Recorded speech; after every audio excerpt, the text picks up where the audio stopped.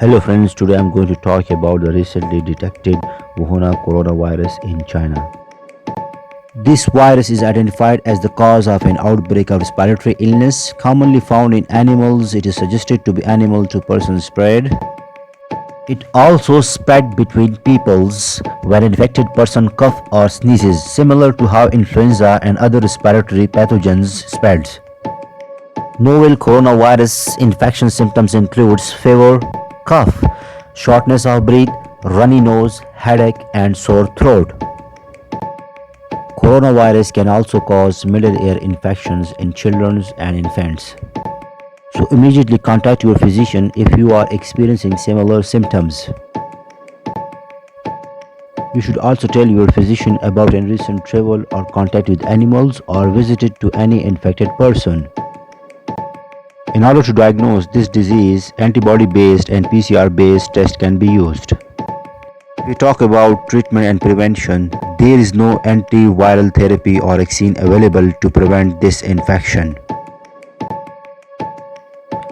Patients are provided with supportive treatment based on patient clinical conditions, which might include antipyretic fluids, oxygen, etc. Put on face mask if you are sick, visiting sick patients, or traveling to crowded places. Wash vegetables and fruit well before consuming. Cooked meal thoroughly. Do not eat snake, birds, etc. Wash your hand often with soap and water for at least 20 seconds. If soap and water are not available, use an alcohol-based hand sanitizer. Avoid close contact with people who are sick. Avoid touching your eyes, nose, and mouth with unwashed hands, then throw the tissue in trash.